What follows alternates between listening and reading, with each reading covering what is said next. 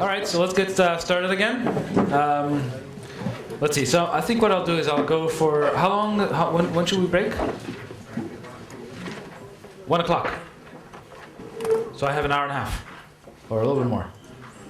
Okay. You know what? So what I'll do is rather than rush and lose people, I think I'll just keep on going slowly, and if we need to break, I'll just stop. You have the slides. You have the slides in your handout. Okay, so so now we're going to switch gears and start talking about applications of pairings. And so the first one to talk about is IBE, identity-based encryption.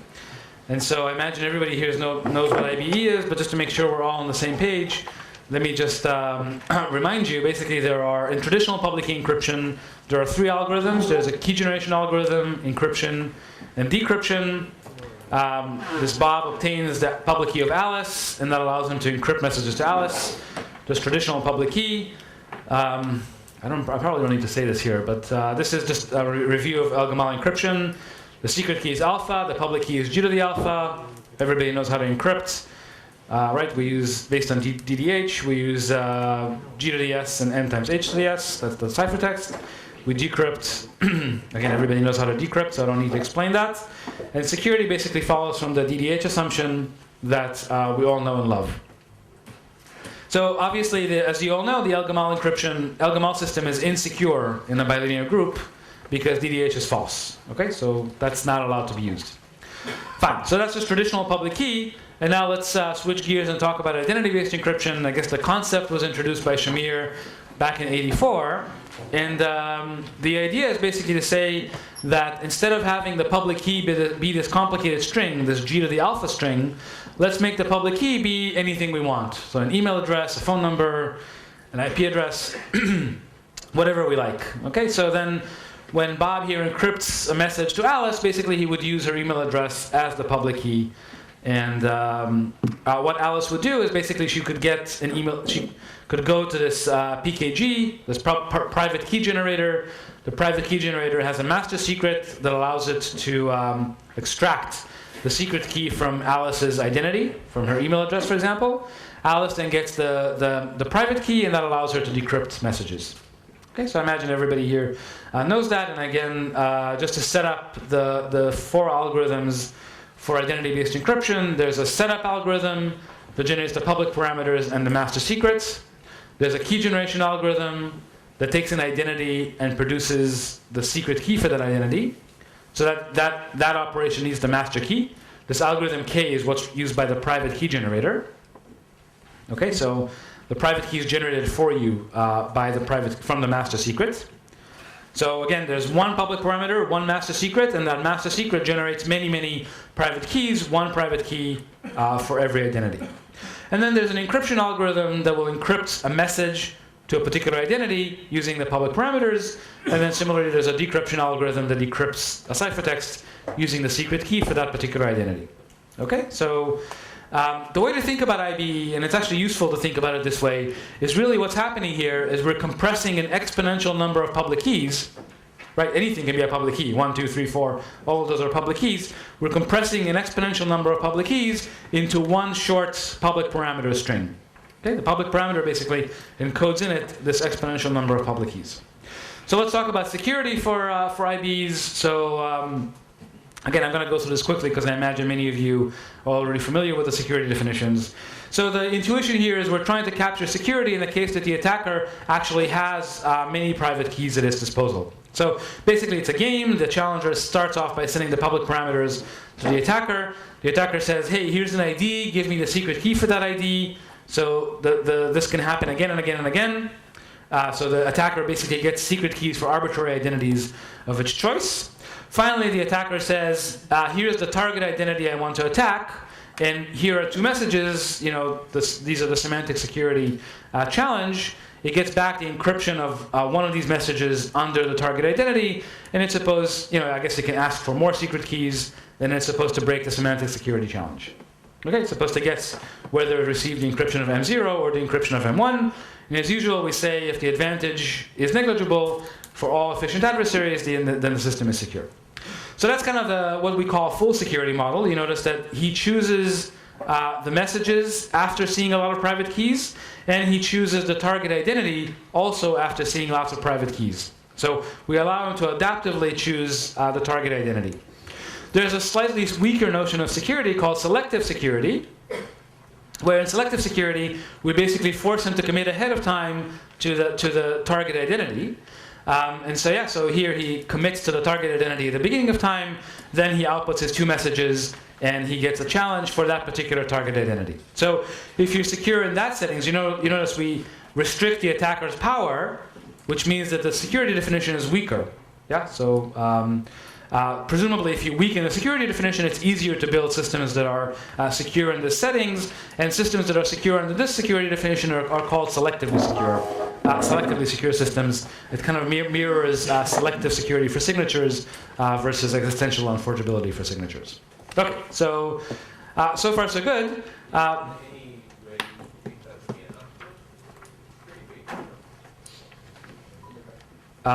Yeah, indeed. The goal is to get full security. The goal is always to get full security. Yeah, exactly. Exactly. We like studying identity-based encryption.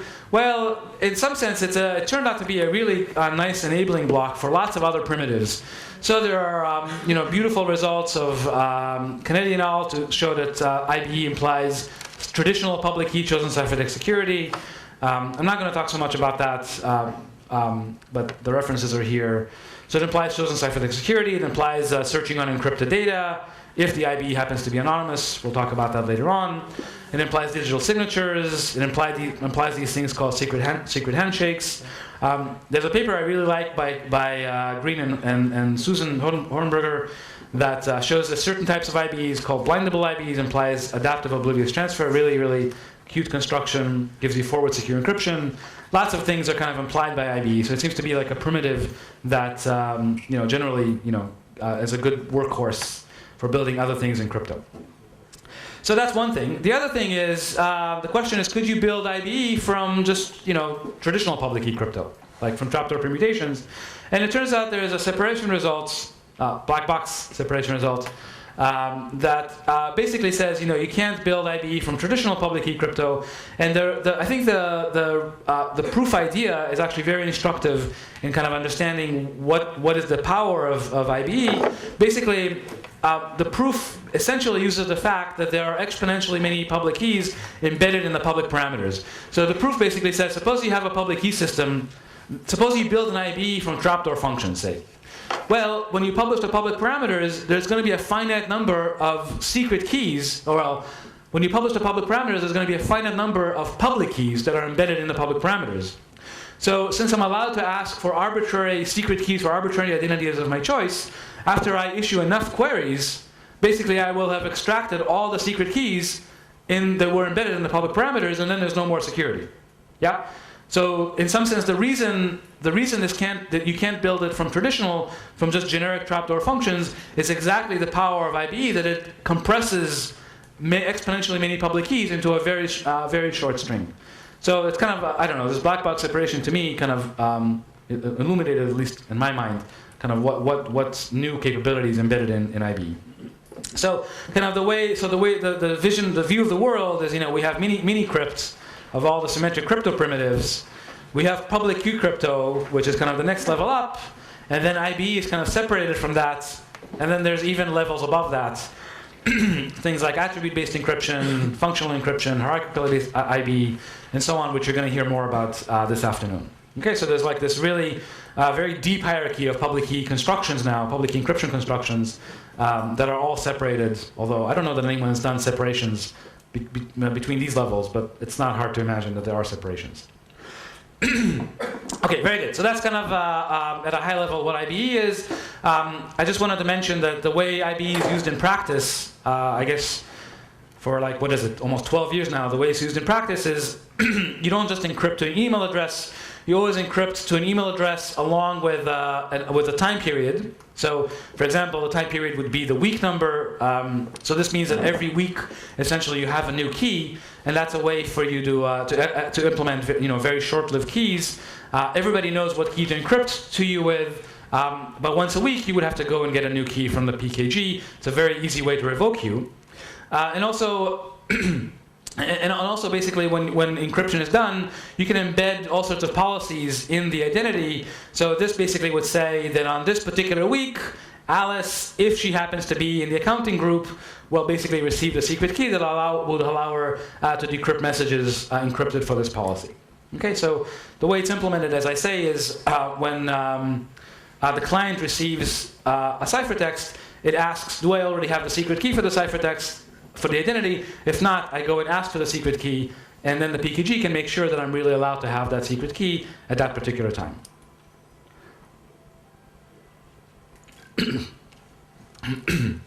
All right, very good. And I guess I just wanted to mention these things are actually fairly widely deployed. I just listed kind of a press release from Voltage. They say they have, they send 1 billion secure emails a year, 50 million users, and so on. So there's, this is actually getting quite a bit of use. All right, so far so good. And then the last thing I wanted to say, just at a high level, is you can also view IBE as a functional encryption system. In fact, it's the first example of kind of a non-trivial functional encryption system. So what is functional encryption? I guess you're going to hear more about functional encryption tomorrow, but at a very high level, what is functional encryption? Basically, there are these, there's this collection of functions, essentially when I encrypt data, so here I'm encrypting data using the public parameters, my secret key is bound to a particular function, and when I apply my secret key to the ciphertext, I don't learn the entire plaintext, I only get to learn a function of the plaintext. Okay, so that's, and provably, all I get to learn is this function f1 of the data, and nothing else. Okay, and so this is called functional encryption, and the challenge is always to build a functional encryption system for as large a set of functions as possible. So we want as a generic set of functionalities as possible. And so what is the IBE? If you view IBE as a functional encryption system, what happens is there's no separate identity and separate message. Really, it's just a regular public key system where what's being encrypted is this pair of identity and message. Okay, so the pair gets encrypted, and then you have a secret key that corresponds to your identity, and the secret key implements the function, the very simple function that says, when you decrypt a ciphertext using the secret key, if your ID is equal to the ID in the plaintext, you get the message out. Otherwise, you get nothing back. Okay, so IBE basically is kind of the simplest non-trivial functionality. I guess public key encryption is what we would call the trivial functionality. Yeah, it's a functionality that just gives you the message and nothing else. Yeah, and IBE kind of gives you a way to do slightly more interesting functionalities. But of course, all it does is in some sense just the equality functionality. So there's a lot of work into building more and more expressive functional encryption systems, and Allison's going to talk about that, I think, tomorrow, I guess. All right, so now that we understand the basics of what IBE is, let's talk about constructions. So this is kind of where things get more interesting and a lot of fun. Okay, so how do we build these IBE systems? And again, the reason to look at these constructions is they're the basis of more sophisticated constructions, which you're going to hear about later in the course. All right, so can we build IBE systems? So the first question is, well, let's look at the existing public key systems that we have. So let's look at Al-Gamal. So is Al-Gamal a public key, an IBE system? Well, it almost is an IBE system, because the public key, if you think about it, could be just G to the alpha, which is just a random arbitrary group element. So in particular, I can just take H to be Alice's identity and encode that as a group element. And that's my Al-Gamal public key. There's only one problem. Yeah, only one problem. The problem is there's no way for me to get the secret key, right? That problem is called the discrete log problem. So if I could solve that, then life would be good, or bad for Al-Gamal. All right, so Al-Gamal by itself is not an IBE system, although interestingly there have been attempts by Moore and Jacobi back in '92 to kind of use these things called trapdoor discrete logs. This is an idea where the idea here is to use, to work modulo a product of lots of primes, like a product of 5 primes, for example.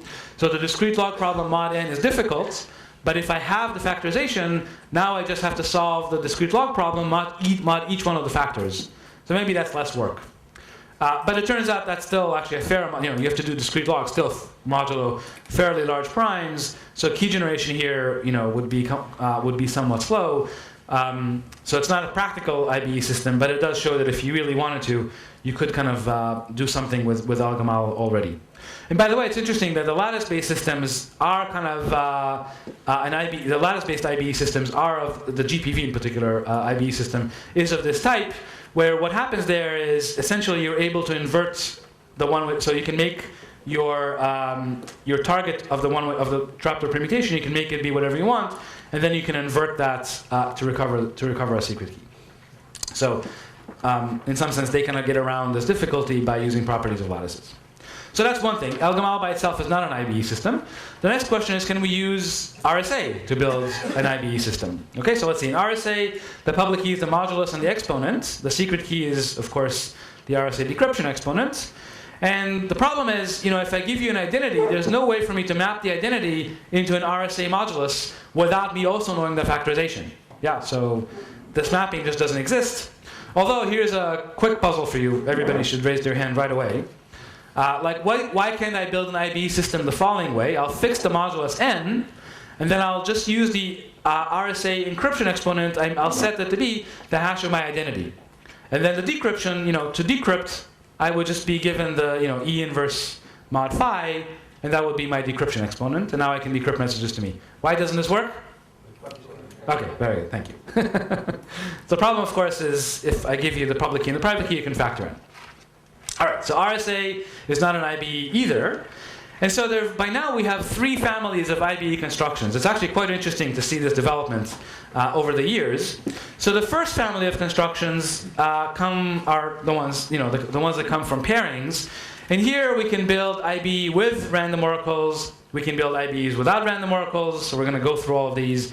We can build hierarchical IBEs. We're going to explain how that works. And there are many extensions, ABE and functional and so on and so forth. So lots of things you can do with pairings. With lattices, you can do with learning with errors. You can do quite a bit too. It's really, really, really nice. So without random oracles, again, there's a there's a construction of Gentry et al. With random oracles. Without random oracles, there are some constructions that actually, amazingly, have a very strong parallelism. There's a very strong parallel between these constructions and the pairing-based constructions, although not all of them translate. So there's nice open problems here. In fact, there's a system that I'm going to show you in just a minute due to Craig Gentry back in 2006. Very, very nice IBE system that doesn't seem to have a lattice equivalent. So that's a nice open problem if someone can find the lattice equivalent there. Similarly, the dual system IBEs that you're going to hear about later this afternoon, they don't have lattice equivalence yet, or LWE equivalence yet. And so those are really, really nice problems. Although the systems I'm going to show you in just a minute have been translated to lattices. So again, very, very nice parallels. So HIBs have also been translated, and then some of the extensions, I guess I should say, this now is a little inaccurate. But anyhow, there's some, there are different things that are possible with lattices, and then there are with pairings. And then finally, the third family of constructions that we have is based on quadratic reciprocity. This was started by Cliff Cox. We had some improvements of that, and that's it. That's all we know from quadratic reciprocity. So there's really nice. So these, if you solve any of these problems here, I'll be really happy, because this has been troubling me for a long time. Can we, for example, build IBE without random oracles from quadratic reciprocity? Can we build HIBs from quadratic reciprocity? We don't know. Yeah, it's really, really, really nice questions. If you like particularly working with number fields and that seems to be the kind of work that's necessary for these questions. We've been working on this for a while, and we haven't been able to solve it. So I'll be really happy if anyone here solves it. Yeah. Do you think it might be possible? I mean, we know that from DDH generically it's impossible. Yeah, well, from DDH you can't even build IBE. Yeah. Here you can build IBE. It's just somehow the techniques that are needed for getting rid of random oracles or for getting a hierarchy, they don't seem to translate. Yeah, so none of those impossibility results would apply. Yeah. If you ask me, I think it's possible, but who knows? Yeah. So again, really, really nice questions. All right, so here, I guess we're in the pairing school. If this was a lattice school, I would talk about this column. So last year, I guess you talked about this column. This year, we're going to talk about this column. All right, so let's talk about pairing-based constructions. So the ones that I want to focus on, there are kind of 5 constructions that I'll mention. So we'll start with the first one, the BF one that's based on random oracles, to see how it works. So this is a full IBE construction. You notice there's no selective letters here. It's a fully secure IBE construction, but in the random oracle model. Then we'll talk about the BB construction. This is with work with Xavier. That's a selectively secure IBE construction.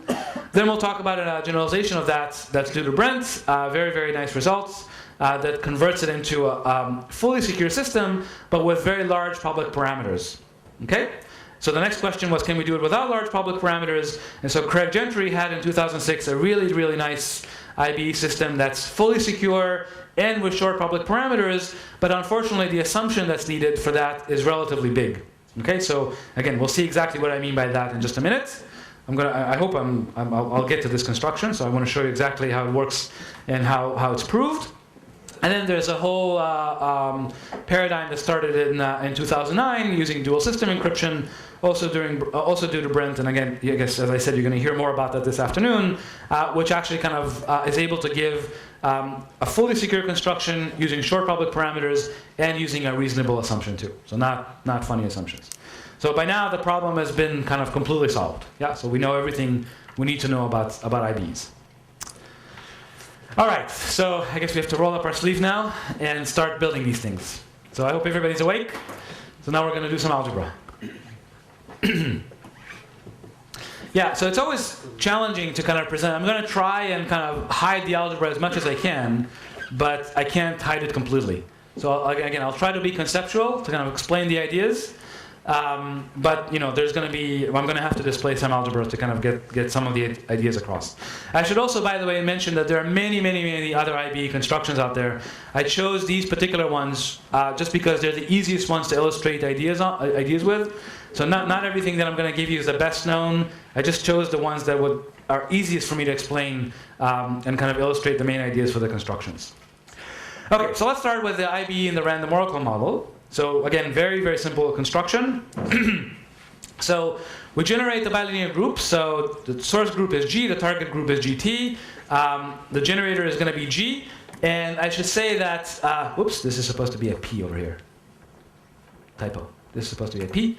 And the secret key basically is some random elements in the exponent, in the finite field Fp. I'm going to use P here to denote the size of the group.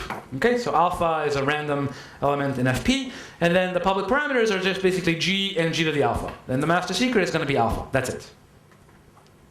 All right. How do we generate keys? Well, so we have a hash function that goes from the ID space into the bilinear group, and the secret key is just a hash of the ID to the alpha. Nothing special, nothing interesting there. So far, so good. How do we encrypt? Well, so the way we encrypt is kind of like an El-Gamal type encryption.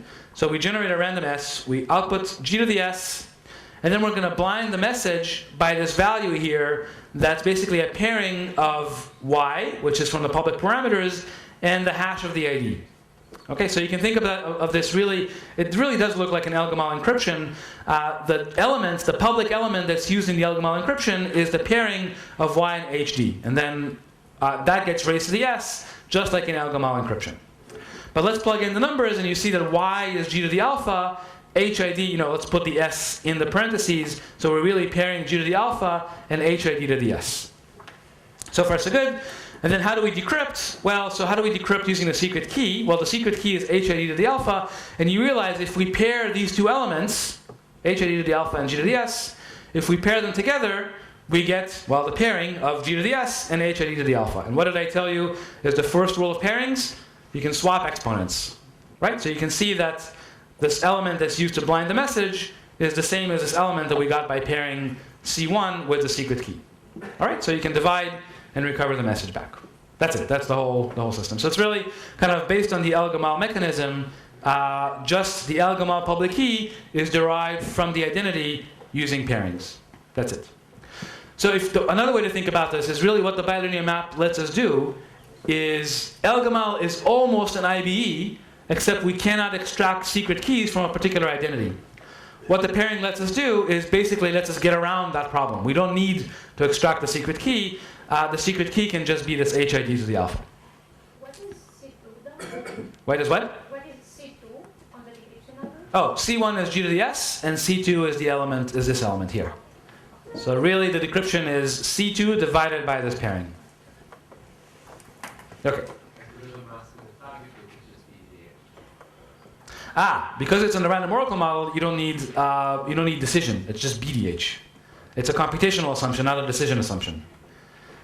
By the way, I mean, when we first were doing this, we had no idea what assumptions are going to survive and what not.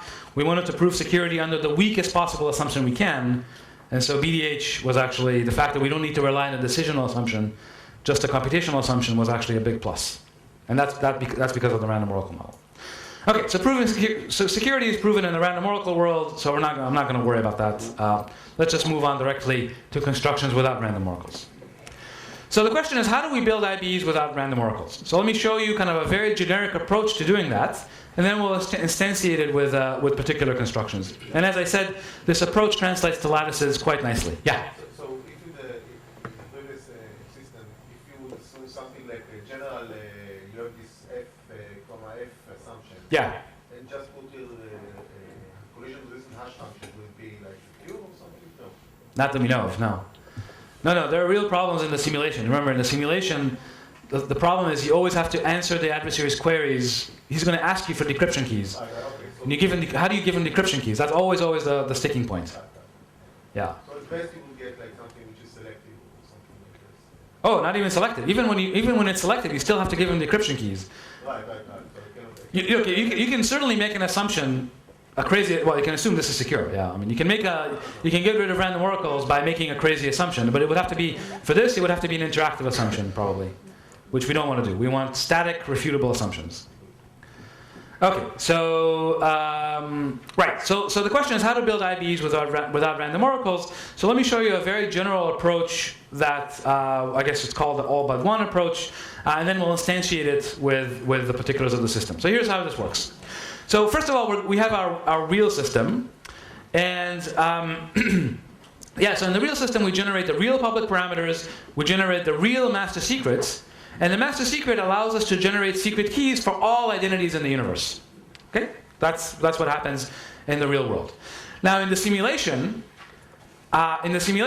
so this is basically an approach, by the way, to proving selective security. For now, we'll generalize it later on. In the simulation, let's say that the adversary is a selective adversary, so he's going to commit to ID star ahead of time. He's going to tell us what the target identity is going to be. What we're going to do is we're going to generate fake public parameters and a fake master key. Okay, so we give the adversary the fake public parameters. We're going to keep the fake master key to ourselves. And now what does this fake master key do? This fake master key can generate secret keys for all identities except for the target identity. And that's it. Okay? And then, so that basically what allows us to do is answer all the adversary's queries. So he's going to ask us for lots of secret keys, and we can give him all the secret keys he wants. Obviously, he's not allowed to ask us for the secret key for ID star, which is fine because we don't have the secret key for ID star. So we can answer all of his secret key queries, and so he's happy. And then he's going to break, and then we give him a challenge ciphertext, and he's going to break semantic security. So the challenge would be basically embedding our own complexity assumption challenge into the challenge ciphertext for ID star, so that now the adversary would solve a problem for us. Okay? And you notice it's very important here that the simulator doesn't know the secret key for ID star, because if he did know the secret key for ID star, he would be able to answer the challenge ciphertext himself, and then the adversary isn't helping us. Okay? So that's kind of the general paradigm for building these systems. And now I can show you, so let me show you the system, and then we'll walk through the proof of security, and we'll see exactly how this paradigm gets used. So let me show you the system first. So this is the BB system. So let's see. So the way it works is as follows. So we generate alpha we just generate a random alpha in FP. The master key is going to be some element G1 to the alpha. And then the public parameters are going to be, as usual, G to the alpha, and some two other values, G1 and H, which we'll define later. Right? So very simple public parameters, very simple master secret. Now, how do we generate secret keys? Well, the way we'll generate secret keys is actually using El-Gamal encryption. So the secret keys themselves are going to be El-Gamal encryptions of the master secret. All right, so here we have, you can see the master secret literally gets encrypted as an Elgamal ciphertext, right? So G to the R is one part of the Elgamal ciphertext, and this is the payload carrying part.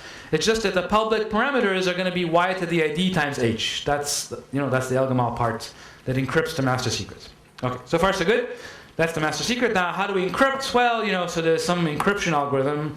I don't know that it's so important to go through what that does, but the point is, one thing that I wanted to emphasize is this Y to the ID times H element appears in the ciphertext as well.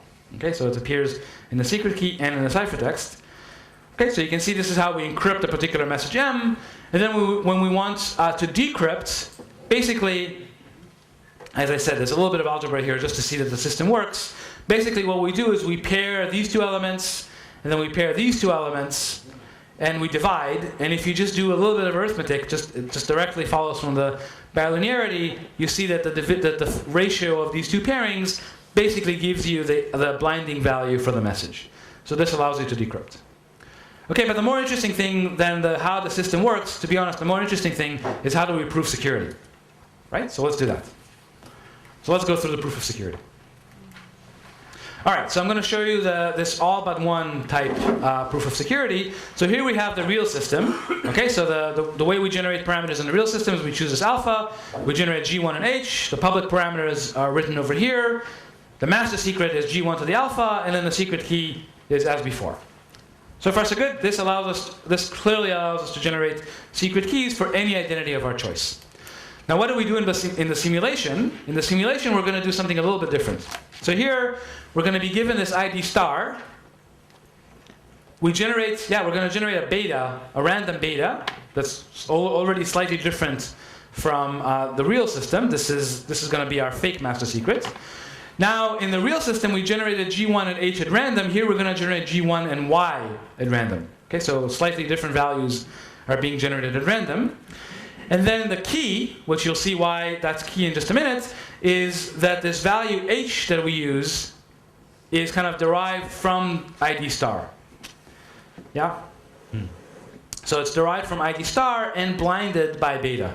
And then the fake master secret is going to be this value beta. All right? So, it's funny when I write. So there's this paradigm translates very, very nice to lattices, and there's this ABB system that does exactly the same thing for lattices. And to be honest, it actually is much nicer for lattices because there's a much nicer duality between the real system and the simulation. So if you've ever seen me talk about this for lattices, you'll recognize this picture. Here the duality is not as clean. For lattices, the duality is perfect. So it's like, for lattices, the right-hand side is in the real system. You have a trapdoor for the right-hand side in the real system and a trapdoor for the left-hand side in the simulation. Here, in the real system, the master secret is a group element.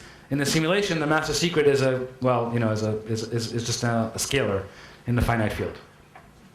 So, how do we use this fake master key? Remember, now we're supposed to use it to answer secret key queries. So we have to generate. He's going to ask us for various IDs, and we're supposed to generate secret keys for those IDs. So how do we do it? Well. So this is where again there's some algebra that needs to happen. I'm not actually going to go through all the algebra. I'll just tell you that really this is how you do it. You notice you were using beta right here. You see the fake. Where is it? The fake secret key is being used right here to generate D0 and D1. And just trust me that if I generate D0 and D1 using these formulas, you can work out the algebra yourself. It's not that hard. Basically, that gives a good generates a secret key that's distributed as in the real system. All right, so that you have to trust me. Now, the interesting thing is why can we not generate a secret key for ID star, for the target identity? It's crucial that we don't know the secret key for ID star. So why is that true here? What happens if ID is equal to ID star? Okay, you all see it, right? This thing explodes because you get a division by 0. All right, so this doesn't work for ID star. So basically, we know the secret keys for all identities except the one that we wanted. You notice the public parameters are distributed exactly as in the real system. This H is blinded by G to the beta, so H is uniform, just like in the real system. So public parameters are well distributed. The secret keys are distributed just as in the real system. So the adversary can't tell that now we're in a simulation versus an interaction with a real challenger. So far so good. So now this allows us to answer all his secret key queries. And then the question is, how does the actual simulation work? So let me just go through that. So here we have the bilinear decision Diffie-Hellman assumption. That's the one we're going to reduce to. Yeah, so you can see the G, Y, G to the R, G to the S, and these are the two elements and this element is supposed to look random. And this is exactly the bilinear decision Diffie-Hellman we stated in the last segment. And so let's see how the reduction works. So we're given this challenge, yeah, and we're supposed to now use the adversary to decide whether T is random or pseudo-random. So what we'll do is we'll generate the public parameters just as we did before. So we'll generate the public parameters as in the fake system. The master key is going to be the fake master key, this value beta. As I showed you, we can respond to all the adversary's queries for all ID not equal to ID star. And then the question is, how do we generate the challenge ciphertext for ID star? Yeah, so where does the challenge ciphertext come from? And why does it help us solve the BDDH challenge we were given? Well, so let's see. So the challenge ciphertext, let's just write down what it is. What is the challenge ciphertext? Well, there's this G to the S term. There's this Y to the ID times H S term. And then there's the encryption of the message. If you look back at how the system is defined, this is literally the definition of the challenge ciphertext. This is an encryption for identity ID of the message M. All right? But now let's scratch our heads for just a minute and see what happens here. So here's the magic. So if I look at Y to the ID times H, yeah, remember H contains in it minus ID star. This should be a star. Sorry. This should be ID star. Nobody complained. Right, this is a ciphertext for ID star. Now H in it contains Y to the minus ID star. So if we plug in H into this expression here, what happens to Y to the minus ID star? We have Y to the ID star here, we have Y to the minus ID star here, so they cancel out. So if we plug it in, all that's left is H to the S, but H is G to the beta. Well, what's left actually is just G to the beta. So what's left is just G to the beta to the S. So far so good. So what's happening here is really, as long as Y is present, we can generate secret keys. The minute Y disappears, and it disappeared because ID and ID star canceled, we can no longer generate secret keys, but we can still generate a challenge ciphertext. Yeah, so we have this G to the beta to the S here. And so you notice that all I do now is I just call G to the S. I take G to the S from the challenge that I received. Yeah, call that Z. I compute Z to the beta. Z to the beta is, G to the beta to the S. And I replace this term by my T. And that's exactly T. If T is pseudo-random, this is a valid ciphertext. If T is random, this hides all the information about the message. So if the attacker can break the semantic security challenge, that means T was pseudo-random. If he can't break the challenge, this means T was random, and that allows me to distinguish pseudo-random from random. Okay, so you can see how the simulation allows us to answer all the decryption queries, and the challenge ciphertext allows us to answer the BDDH challenge. So far so good? Yeah, question? I'm not sure I followed everything. Uh-oh. So in the simulation, you first are given ID star, but in the security definition, the ID star is being committed to only after some queries. No. That's the difference between selective. This is selective security. So I thought I said that. So all we're proving is selective security, which means ID star is committed to at the beginning of time. Okay. Yeah, that's it. Is there any reason why you decide to define MK as G1 to the alpha and not alpha in the real system? Why don't you just say that the secret key is alpha? Yeah, you can do that too. It doesn't matter. No reason. No, it doesn't matter. Yeah. Yeah, so the main message I wanted to get across is really this. Yeah, whoops. Where is it? Disappeared. Hey. This one. Here, the main message I wanted to get across is the methodology for proving security, that there's this real system and this fake system, and we're basically able to generate secret keys for all elements other than the target identity. And this is just an instantiation. Again, I apologize, there is some algebra to show you how this works, but I hope that kind of the main idea for how the proof works is clear. Yeah? It is? Okay, good. All right, sounds good. So even this part, I tried again to simplify as much as I can, just to kind of explain how the proof works. All right, so this gives us a pretty nice and elegant selectively secure IBE. But our goal is always to get fully secure IBE. So what do? Well, we can use this complexity leveraging trick that we can expand parameters a bit to get full security IBE. That's not so elegant because it forces us to use larger parameters. It's much nicer if we can actually change the scheme a little bit and make it fully secure. So this is a really neat idea from Brent that basically says the following. Let's take the BB system. So the BB system, if you think about it, essentially what it does in the simulation, we can generate secret keys for all identities except for one. You can see this little tiny dot, the blue dot up there. It's kind of the only identity that we can't generate secret keys for. Imagine we could expand that a little bit. Imagine we could make it so that we can generate secret keys for everything except for 1 over q of the space. Rather than an exponentially small fraction, just 1 over q of the space. And the way you do that, actually, mechanically, the way you do that is by forcing, rather than forcing ID to be equal to ID star, you kind of break the identity into bits, and you force a certain linear relation to hold on those bits. Okay? But let's imagine for just 1 minute that we were able to make it so that we can answer on all but 1 over q of the identities. Well, what happens now is you can kind of hope, you kind of pray, that the adversary, whenever he asks you for a challenge identity, whenever he asks you for a secret key, all the secret key queries fall into the green part. What's the probability of that? Well, the green part is 1 minus 1 over q of the space. So the probability that all queries fall into the green part is 1 minus 1 over q to the power of q, which is 1 over e. Right? So like with probability 1/3, all the secret key queries will fall into the green part. But you hope that this challenge identity falls into the blue part. So you don't know in advance the number of queries? You need to know in advance the number of queries. You need to know a bound on the number of queries. Just a bound. Yeah, which is fine. Question? Other questions? No. Good. Why is it found? What? I mean, you can assume super polynomials. Or you need to be polynomial, right? Yeah, Q needs to be polynomial. Yeah, Q. Yeah, the adversary is polynomial, so you can only issue polynomial queries. Yeah, but you don't know its running time in advance. Yeah. This is only in the simulation, so you can just try. Just you can guess it and just try powers of 2 and so on. Okay, so what's the success probability overall? So we're asking all the identity query, all the secret key queries should fall into the green part. That happens with probability 1 over e. And then the challenge queries should fall into the blue part. That happens with probability 1 over q.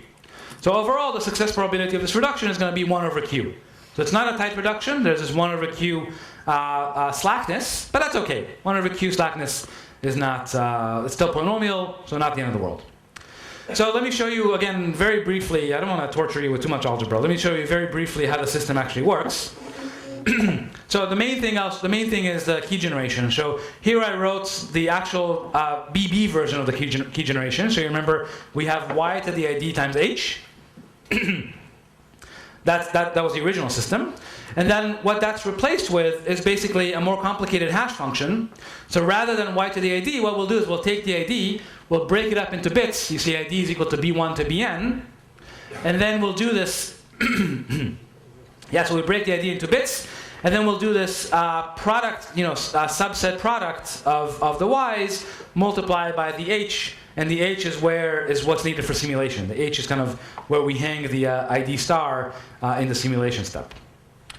All right, so that's it. That's the whole change. And that it's kind of cool. That's simply by going from one hash function to another, you can move from selective security to full security. Kind of neat. The only downside, of course, is you now all of a sudden all these yi's. Before, basically, we just had g1 and h as public parameters. Now you have to include all these yi's in the public parameters, so your public parameters are kind of long. The only downside. Yeah? So this easy regime. This is what? The easy part of the space, the part you can generate. The blue part. Right, exactly. So if it was a random part, then I agree, but this is like a linear subspace. Very good. Very good. So that very good question. So the danger is that the adversary. So let's see. What does the adversary know? He makes a query, and a secret key query, and we give him the secret key back. So he says, this secret key is not in the blue, is in the green space. Then he makes another one, and he says, this secret key, this identity is also in the green space. The danger is he throws all these darts into the green space, and maybe if he throws enough darts, he can figure out what the blue space is, and then he's just going to make a query in the blue space, and then we're dead. So actually, a big chunk of the analysis, that's actually the difficult part of the analysis here, is showing that, well, that can't happen. Yeah, basically, because everything is hidden in exponents, all you do is, in some sense, you learn that the secret is not, every time you query, you learn my secret's blue is not in this linear subspace. Then it's not in that linear subspace, and then it's not in that linear subspace. But there are exponentially many linear subspaces, so overall you never actually find out where it actually is. But that actually is a complex part of the analysis. That you hit it exactly right. Okay, so far that's all I'm going to say. I'm not going to actually go through the whole proof here. I just wanted to kind of tell you the proof idea. And so far you see where we are. We have IBE systems that are fully, it's pretty cool. We have IBE systems that are fully secure without random oracles, just large public parameters. So the next thing that happens is, as I said, is Gentry's system, which actually builds an IBE system where everything is short. And the system is, again, really easy to explain. And I'm going to try and take you through the proof. I think, again, the proof is conceptually quite simple. Well, once you see it, of course. In hindsight, everything is simple. It's elegant, I should say. So the proof is quite elegant. And so I actually want to be able to I hope I'll be able to take you through it. Should be all clear. So let's first of all look at how the system works. So again, there's a secret alpha we're going to generate. That's going to be the master key. And then the public parameters are going to be basically G to the alpha, and H. Very, very short public parameters. 3 elements. Now, the secret key, when we generate a secret key for an identity, we go through this funny calculation here. So we generate a random R, and we're going to give that R in the clear as part of the secret key. And then we do H times G to the minus R, and then we raise it to, we take a certain square root. We take a square root that's dependent on the master key. And you'll see why this expression comes up in just a minute in the proof of security. It's all very, very crucial that it's built the way it is. Okay, so far so good? Everybody understands what the secret keys are? Very simple. And then the way we encrypt is basically, well, we do some crazy, again, El Gamal type things here. So we encrypt the message using elements in the target group. We generate this random S. I give you an element to the power S, and there's some other element here. Now, the interesting thing about this element is the interesting one. The interesting thing about it is, if you think about what is Y is G to the alpha. Okay, so really, this whole expression here translates to, there's a G to the alpha to the S, and G to the minus S times ID. So S comes out of the parentheses, yeah, which means, whoops, what happened here? S comes out of the parentheses, which means this is really equal to G to the S times alpha minus ID. Now you see that when we pair this term, this C0 term, with this term of the secret key, what happens to this 1 over alpha minus ID?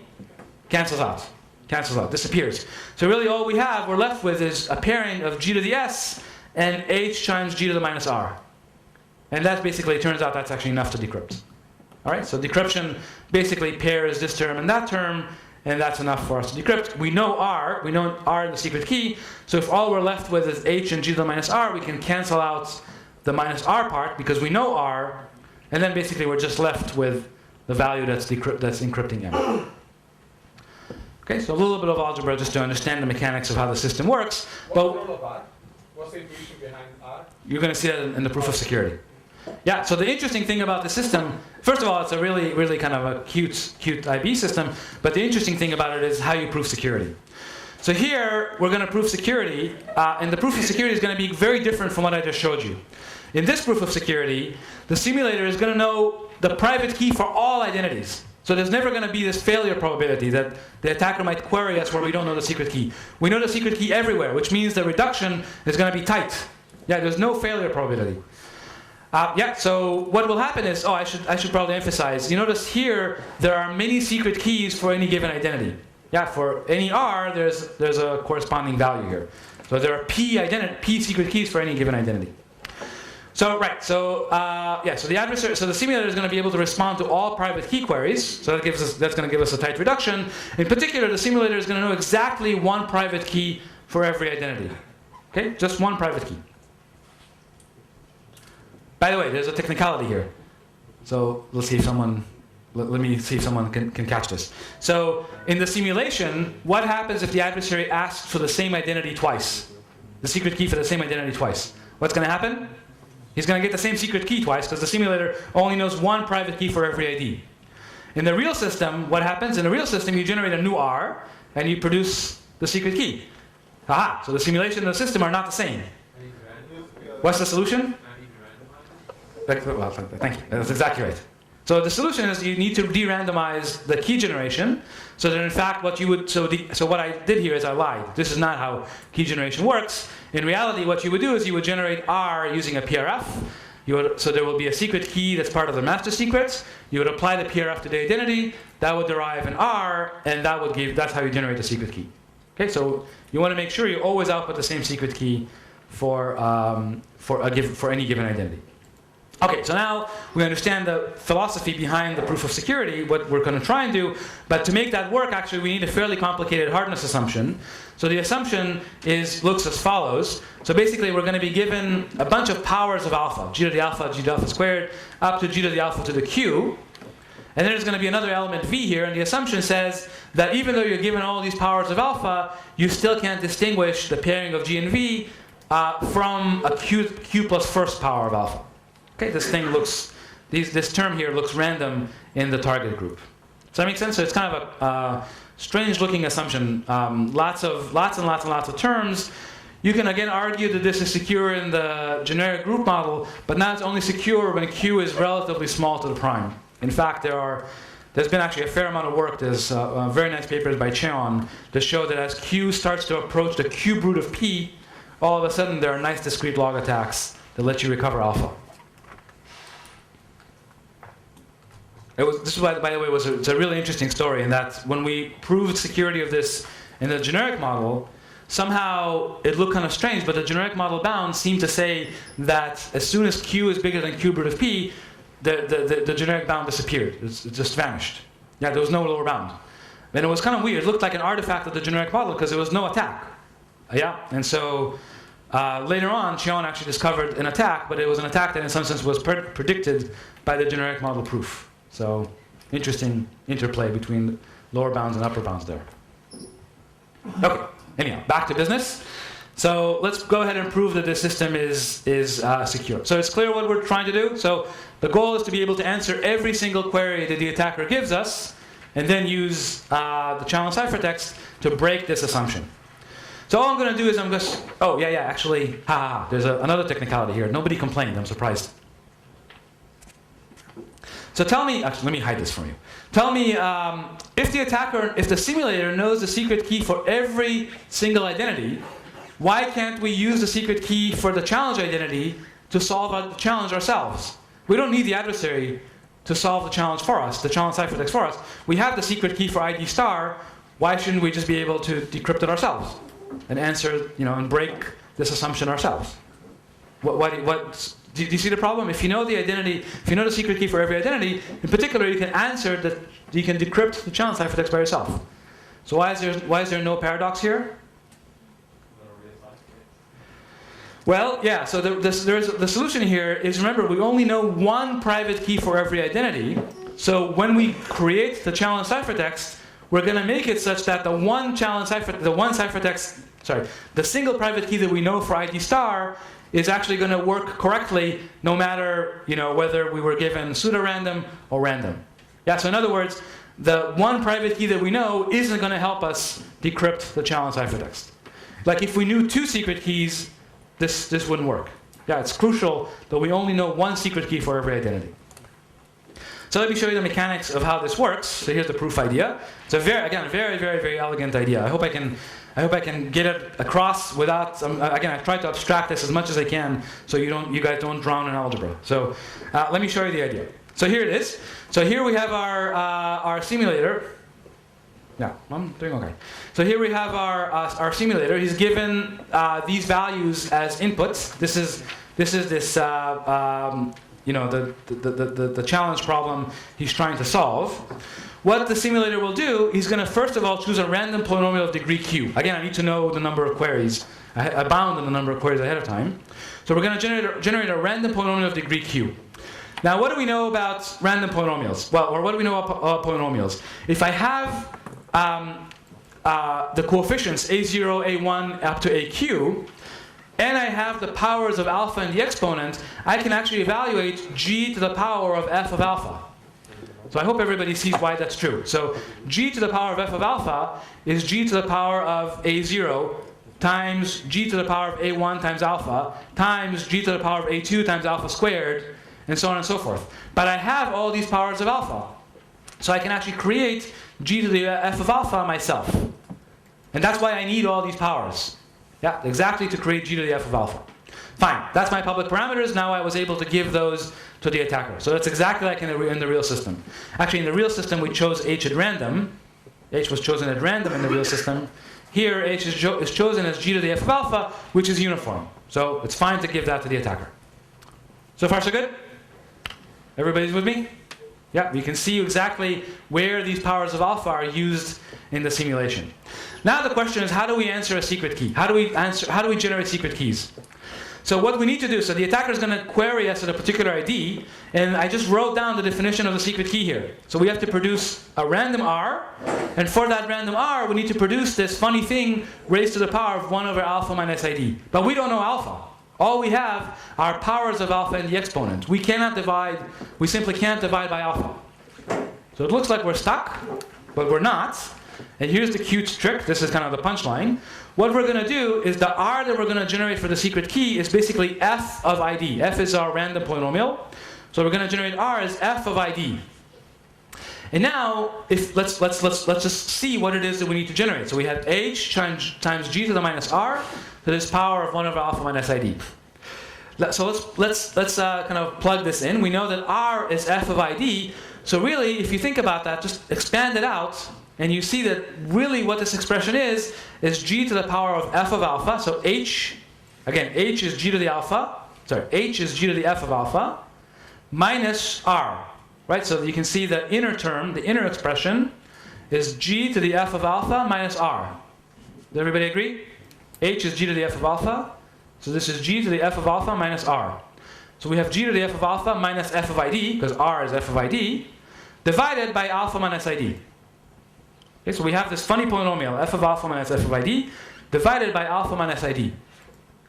Now what do we know about f of alpha minus f of ID? Tell me, what is the value of this polynomial at the point, what? At the point ID. Yeah, so let's actually look at the polynomial f of x minus fid divided by x minus id. Yeah, f of x minus fid divided by x minus id. What is the value of f of x minus f of id at the point x equals id? 0, right? F of x minus f of id at x equals id is 0. F of id minus f of id. That means that id is actually a root of this polynomial. F of x minus f of id has id as its root. That means that if I divide by x minus id, that's going to divide, because id is a root, so this polynomial is divisible by x minus id. So this whole polynomial here is itself another polynomial of degree 1 less, of degree q minus 1. Aha! So if it's a polynomial of degree q minus 1, that means we can actually write out this polynomial explicitly, and we can compute g to that power, again, using the powers of alpha that we have. It's a really, really cool trick, yeah? The fact that we are kind of forcing this polynomial to have a root at the point id means that this whole crazy expression that we wrote down here itself is just a simple polynomial which we can evaluate using the powers of alpha that we were given. And as a result, I can answer the secret key query. And you notice I can only answer it for one R, for only one R, namely the R that makes this polynomial be 0, the R that makes ID be a root of this polynomial. So there's only one R that works, and that's it. Yeah, I don't know, this is a pretty neat idea. Yeah, so now basically we're done, right? So basically we can answer all the adversary's queries. We can give him secret keys for any identity that he wants. There's a little technicality then, how do we actually create the challenge ciphertext? But you know, that's just a technicality. So the main idea is that using these polynomials, we're actually able to kind of carry out the simulation that we set out to carry out, and it's a tight reduction. We never fail. The only problem is, yeah, so short public parameters, type reduction. The only problem is the assumption is this crazy assumption. Okay? So the remaining question now is, can we kind of get the best of all worlds? Short public parameters and reasonable assumption. And that's basically this wonderful, wonderful dual system encryption mechanism, which Alison is going to talk about later this afternoon, so I'm not going to mention it here. I'll just say that basically we get full security, short public parameters. Security is from 2 D-lin. The reduction is not tight. The reduction has a 1/q factor, but you know that's fine. That's not a big deal. I guess I wanted to show you just so you can see while you have all these systems in your head. You can actually write down the system in composite order groups. So you would need 3 groups. So n would be p1 times p2 times p3. So this is a composite order group with 3 prime factors. And the secret key is almost the same as kind of the secret key in a BB system, just as being randomized by extra elements in the group GP3. Okay, and that's enough. It's kind of completely remarkable. I think it's a really, really nice, really beautiful result. That all you have to do is just randomize kind of the BB secret keys with these G3 elements, and that's enough for full security. But how you prove full security, you're going to hear from Alison, who did this work later this afternoon. Okay, this is from a paper by Alison and Brent. So far, so good. So those are the public keys. Those are the IBE systems I wanted to cover. I hope I gave you enough ideas of how these proofs work. They're kind of, you can see there's a collection of very elegant ideas that went into constructing these IBEs. And now let's move on to the next topic. So first of all, let's kind of reap the rewards of what we've done. So automatically, IBE implies signatures. And so we can use all the IBEs that we've just constructed to actually get new digital signature systems. Okay, so in fact, there's a nice observation that says IBE implies simple signatures. And so let me just show you how this works. To sign a particular message M, what you would do is you would just use the message M as an identity. And the signature is literally the secret key associated with the identity M. Okay, that's your signature on a message M. The way you would verify a signature is you would just test that the signature really is a secret key for that identity. So you would just encrypt a random message, try to decrypt it using the signature that you have, and see that it works. Question? What? Question? Or is this clear? I imagine this is known to a lot of you. So, by the way, one issue here is this is kind of a weird signature algorithm in that verification is kind of randomized because you're using a random message to verify that the signature decrypts. So typically verification is deterministic, yeah. But that's not a problem. It can be easily de-randomized. So that's even not a big deal. So far so good? Yeah.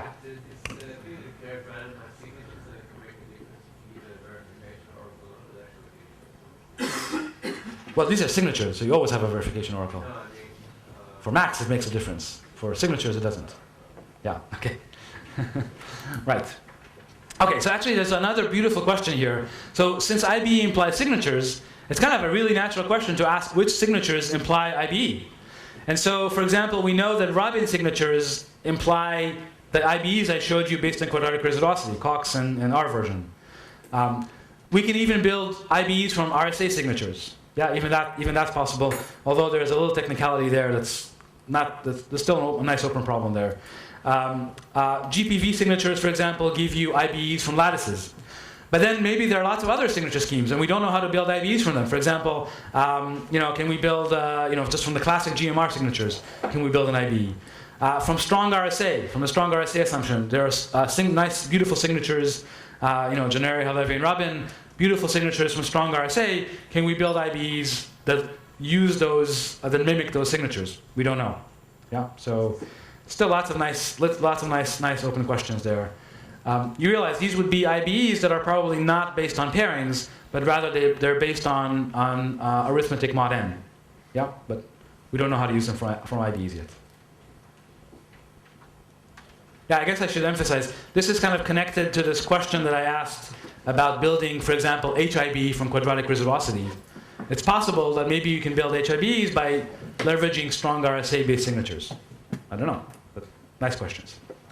So yeah, so now basically using all the constructions that we have, we can kind of build signatures that are secure without random oracles. And again, I think these are kind of interesting signature constructions. So for example, if you wanted selective secure signatures, you can just directly use the BBIB system, and you can see what the signature looks like. So here's the identity M that's embedded in the secret key. The signature basically would just be an Elgamal encryption of the secret key. Okay, and you can directly verify that the signature is valid. So that's a selective version of the signature scheme. And then you can use Brent's generalization to kind of have a signature scheme that's existentially unforgeable. And here I wrote down what the secret key is in Brent's system. So you get a signature that's existentially unforgeable. It's just 2 group elements. The signature is just 2 group elements, and security is based on CDH. So it's kind of remarkable that really under CDH we can build existentially unforgeable signatures. If we use the random oracle model, the signature lives in the group. If we want without random oracles, the signature is basically 2 group elements. Yeah, but it's really existentially unforgeable signatures without random oracles just from CDH. Like if you told me this before, this seemed before pairings, this seemed impossible. But with pairings, it's completely doable. All right? Yeah, question. But aren't they bounded message signatures? Bounded message? What do you mean? Bounded message attacks. The adversary can only do a bounded, can only ask a bounded number of signatures. No, they're not bounded. Why would? These previously in these schemes that we saw were bounded. I mean, in these QBDH assumptions, we have to know what Q is in advance. Yeah. Yeah, you need to know what Q is in advance. That's fine. Which means But that the messages should be bounded. No. Q is a polynomial. Any polynomial works. So you say that. So in the simulation, basically, you're gonna. Well, first of all, you can just run the attacker. You can just run the simulation on powers of 2. So you would guess Q. And then you run the attacker again and again and again until you find the Q that actually bounds the attacker's work. That's one way around this. Okay. Yeah, so basically the simulation works for any polynomial Q. The only downside is, remember, the looseness and the reduction is 1 over Q. Yeah? So the larger Q is, the looser the reduction to the complexity assumption is, which is why you can only handle polynomial Q. But that's fine. Polynomial Q is all you need. So no, these are not bounded signatures. I didn't mean to give that impression. Okay. Yeah? All right. So far so good. So we also get nice signature systems out of this. And so the next topic I'll talk about. Oh, I'm making good progress actually. Next topic I'll talk about is anonymous IBE, and I'm only going to talk about that very briefly. So what is anonymous IBE? Basically, the goal here is to build IBE systems that are secure. Not only are they semantically secure, but they don't reveal which is the recipient identity. Okay, so when you intercept an IBE ciphertext, you can look at it and try to guess, hey, which identity is this intended for? The IBE is anonymous if you can't tell what is the intended recipient. Okay, so first of all, as I said, this is kind of a natural goal. Actually, let me make another comment here. In fact, these anonymous IBE constructions, not only do they hide the target identity, they also hide the public parameters. So, for example, you might have 2 separate IBE systems with 2 separate public parameters. If you look at a particular ciphertext, you can't tell, first of all, what's the target recipient, but you can't tell whether they came from one IBE system or from another. So, this actually helps in the case of subpoenas, where if you intercept a ciphertext and somehow you're forced, somehow someone say wants to force you to decrypt it, they don't know if they're supposed to go to IBE authority number 1 or IBE authority number 2 because they can't tell who generated it. Yeah, so they would somehow have to get both their master secrets to figure out who generated it. Okay, so as I said, it's a natural security goal, but more importantly, it actually enables what's called searching on encrypted data, and I'll explain that in just a second. So first of all, let's talk about constructions. So in the random oracle model, the BF system that I showed you is already anonymous, so that's easy. So with random oracles, it's easy to build. And then in the standard model, it's actually a little bit harder to build, but actually there have already been many constructions based on many different systems, many different assumptions. So for example, the Gentry system I just showed you actually is an anonymous IBE. The BB system I showed you and the kind of its generalization, the Waters generalization, those are not anonymous. It's very easy to break anonymity there, and that's actually a good homework problem. So show that the BB system is not anonymous. Yeah. Fine.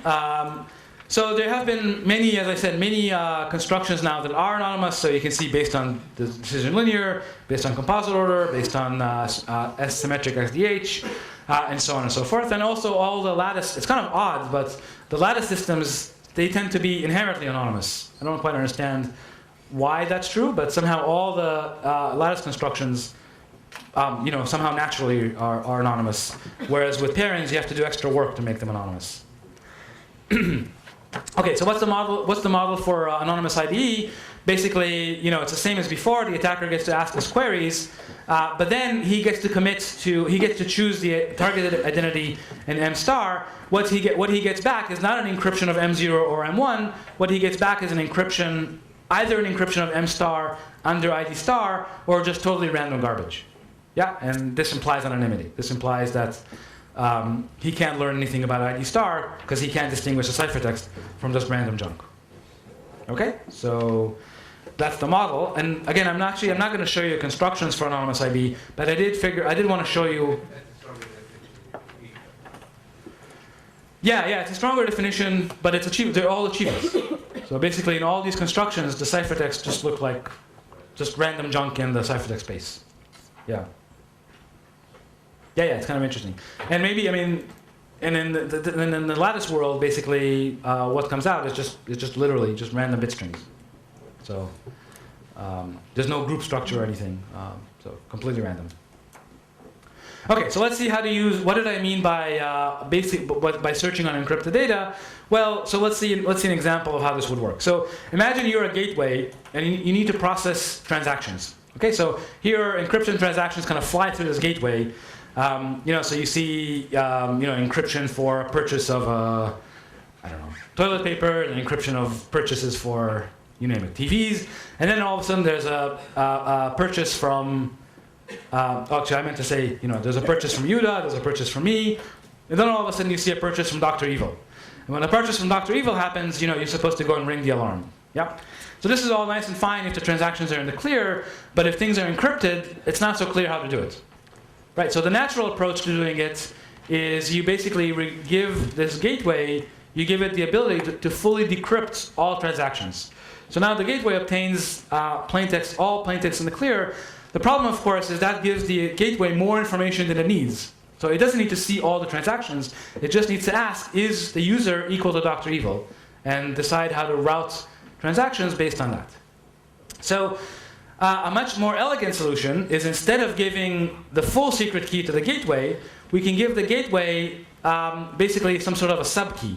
And the subkey basically lets it test whether the user is equal to Dr. Evil and learn nothing else about the plaintext. So anonymous IBE exactly lets you do that, because what would happen is the merchant would embed the encryption of the username as the identity, and the message would just be the number 1. The message doesn't really matter. Yeah, the identity is what's encrypted here. Okay, so we're encrypting, Dr. Evil or Yehuda or me, whatever, as the identity, and the payload is just 1. Now you notice, if anyone looks at the ciphertext, they have no idea what the user is. That's exactly the anonymity property. Right? This is exactly where anonymous IB comes in. Looking at the ciphertext, you have no idea what the target recipient is, so you have no idea who the user is. But the proxy basically is given the secret key that lets it decrypt this messages for Dr. Evil, so it can try to decrypt the ciphertext, and if it gets this payload 1, it knows, aha, this payload, this message, this transaction is for Dr. Evil. In other words, it learns nothing about the payload. Yeah? That's kind of the idea. So it allows you to test equality on plaintexts and learn nothing else about those plaintexts.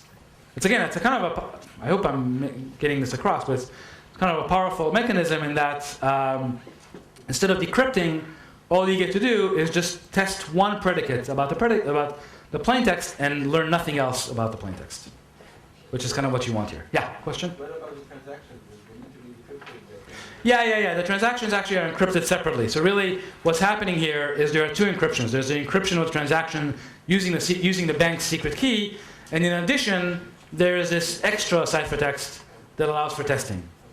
Yeah, that's exactly what happens. Okay, yeah, so as we said, anonymity implies that the user is hidden. All right, very good. So that's all I wanted to say about anonymous IB. We already saw construction. We actually saw two constructions, the BF system and the Gentry system. So I already showed you constructions that are anonymous. Okay, the next question is hierarchical IBE. Talking about delegation. We're almost done. Yeah, I'm making good time. So the next question is, as I said, basically, how do we build a hierarchy? So, right. So, I guess when we started with IBE, the idea was there would just be one master key, and then would be like identities under it, and that's it. And then we kind of realized, well, wait a minute, we can actually have, there's no reason to just restrict it to one level. You can actually have a whole hierarchy of identities. So here you have this node in this tree here that it's identified by this path, ID1, ID11. And here you have another node identified by the path ID4, ID41. Okay, so you can kind of you can continue this on and on and on. And the point is you can now encrypt messages to any point in this tree. And only a secret key, if you have a secret key for a particular ID, you can only decrypt a message if you have the secret key for this particular node, or if you have a secret key for a parent of that node. Okay, so there's this delegation mechanism that's happening here that the master key delegates to the first level delegates to the second level, and so on and so forth. Okay, so, and again, we want to retain the same security property that the attacker is given arbitrary secret keys in this hierarchy, and he shouldn't be able to decrypt anything from a node that he doesn't have access to. That's the security goal. So again, there's been a lot of work on hierarchical identity-based encryption. Yes, where is it? So let me just tell you the quick story of HIBs, and then we'll take a look at one example HIB. Okay, so the first construction is due to Gentry and Silverberg.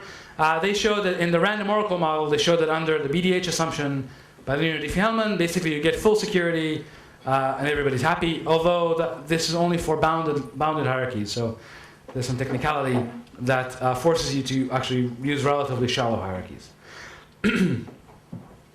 Yeah, so the issue here is with these constructions, the ciphertext grows linearly. Yeah, so the deeper the hierarchy, the bigger the ciphertext. And moreover, security degrades kind of exponentially in the hierarchy depth. So this means you can only handle very, very shallow hierarchies. Okay, so depth 2, 3, 4 is fine, but no more than that. So the next thing that happened is we were able to give a construction that is selectively secure without random oracles. And then there was a construction that's actually anonymous, but also selectively secure. So all that is nice and fine. But again, in all these constructions, the ciphertext grows with the depth of the hierarchy. The next thing that happens is actually a construction which I'll show you very briefly. It's a construction that again is based on these powers. Well, I'll show you the assumption in just a minute. But it's basically a selectively secure construction. However, now the ciphertext depth is independent of the hierarchy depth. And again, a beautiful open problem here. We still don't know how to do this. We know how to do this from pairings. We still don't know how to do this from LWE. So this has been, again, bugging me for a long time. If any of you can come up with an HIB that, from the LWE assumption, where the ciphertext length is independent of the hierarchy, that'd be great. I'll be really happy to see that. Yeah, so far, we've had a number of constructions for HIBs from lattices. All of them grow with a hierarchy depth. Not even a heuristic one? Not even a heuristic one. Yeah. All of them grow with a hierarchy depth. Yep. And then finally, but you notice in here, as I said, still, this is security still degrades exponentially in the hierarchy depth. And finally, the dual system methods were actually able to kind of get the best of both worlds. So it's a constant size ciphertext independent of the hierarchy depth. And in fact, the hierarchy can actually be deep, and security doesn't degrade exponentially in the depth. So, what? Fixed polynomial. Well, actually, okay, it's a longer story than that. So you actually have to commit with this particular system. You have to commit to the hierarchy depth ahead of time, and that determines the length of the public parameters.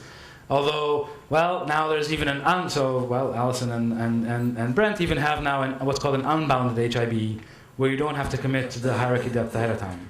So, yeah. So the problem is completely solved. But we have HIBs that are like perfect. Okay, so I guess I wanted to show you just one example HIBE system, and I guess we'll do it really quickly because yet more algebra is not fun. Okay, so I'll show you the one that is selectively secure, but is constant size. Okay, the ciphertexts are constant size. This one is called the BBG system. So let's see. So the public parameters, you see, basically there's a secret alpha, which is the master which is where the master key is derived from. And then the public parameters, you notice here, they are dependent on the depth of the hierarchy. So you have to commit to the depth of the hierarchy ahead of time. H1 to HD specifies that the maximum hierarchy depth is going to be depth D. Now the secret key, it is whatever it is. It actually kind of looks like the BB system. It's kind of a complicated thing here. It's got two parts. The first part looks like the BB part, and that part is used for decryption. And the other part is kind of, some other junk that's basically used for delegation. Okay, so again, we won't go into the exact details of how this works, but I want to show you the delegation mechanism.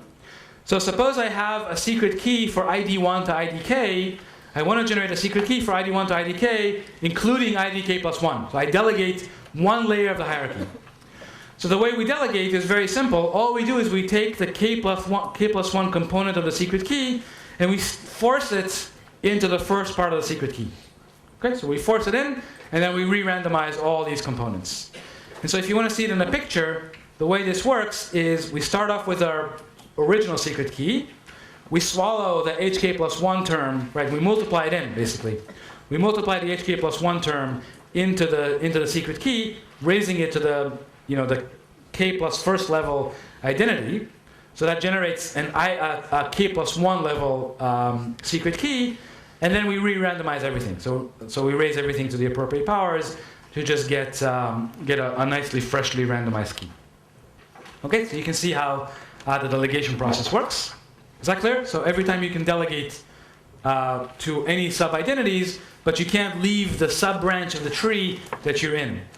So you can only delegate to your descendants. You can't delegate to your siblings. Okay? And then the way you encrypt, you do, I don't know, some magic to do the encryption. The thing I want to point out here is the ciphertext is always constant size. Yeah, it's a little surprising. Again, this is possible, but nevertheless, the ciphertext is always only 3 elements. Doesn't really matter what depth hierarchy you're in. So you could be encrypting to a vector of length 10. You're at the depth 10 of the tree. Doesn't matter. The ciphertext is always the same size. So that's all I wanted to say about HIBE. I guess it's kind of getting late in the day. I didn't want to go through the proof. But this particular system is proven selectively secure. It's a tight reduction. Yeah, it's actually cute proof, but we'll skip it. Okay, so final notes before we break. Oh, wow, I'm ending a little earlier. So final note is that there are many other generalizations of IBE and many open problems. I want to just go through a couple of open problems. I guess I mentioned a bunch of open problems throughout, but I want to mention a few more. So first of all, generalizations. So Nigel actually has a nice generalization to what's called wildcard IBE. So you can kind of encrypt not to just a strict hierarchy of a tree, but you can kind of stick wildcards into the identity. And then you can decrypt, basically, if you have a match on everything other than the wildcards. Yeah, so that's kind of cute. Then there's many generalizations for searching on encrypted data. So supporting more than just equality predicates, you can do hidden vectors, you can do inner products. So this allows you to do range queries, conjunctive queries. And there's a lot of work in this space, basically. I guess this is also related to functional encryption, on essentially allowing searching on encrypted data for a larger set of functionalities. And as I said, the next topic is going to be attribute-based encryption, which again kind of generalizes everything that we've said so far, and you're going to hear about that in the afternoon. So I'll end with a couple of open problems. Again, most of them are related to lattices. So I already mentioned this problem of HIBE or IBE without random oracles from quadratic residuosity. This is really a beautiful question. I don't know. I mean, I've been thinking about this for a long time, and I'm stuck. So, it would be really nice if somebody can resolve this. The other problem that's kind of interesting is what's called threshold IBE. So imagine, I talked about the private key generator. The private key generator is the one that issues secret keys for identities, right? It could be kind of nice if the private key generator is distributed. So we can use threshold crypto to generate secret keys. So when you want a secret key for a particular identity, you would have to go to like 2 out of 3 authorities. They would each send you back a share. You compose the shares and you get your secret key. It turns out with pairings, this is trivial. It's trivial. Basically, you can do kind of Shamir secret sharing in the exponent. Everything works beautifully. No problem at all. It turns out when you look at IBEs from learning with error, we still don't know how to do it.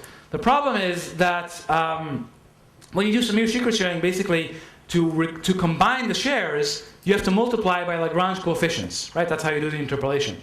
In the lattice world, the shares themselves, the secret keys are short vectors. If you start multiplying these short vectors by Lagrange coefficients, they're not short anymore. Yeah, and so that doesn't work. Yeah, so it's kind of amazing, but it's still an open problem how to do threshold signatures or threshold IBE from LWE. So it'd be kind of nice if there was a clean solution to this. There are actually Chris has a nice paper on how to do this. But it's actually, it's definitely not as clean as we have in the pairing worlds. And finally, as I said, it'd be really interesting to kind of find an analog of the Gentry system, tight reduction, short public parameters and all that in lattices, and similarly, the dual system mechanism still hasn't been translated, so that would be nice too. So as you can see, there's still a tremendous amount of work to do in the space, and I will stop here. Wow, I went through this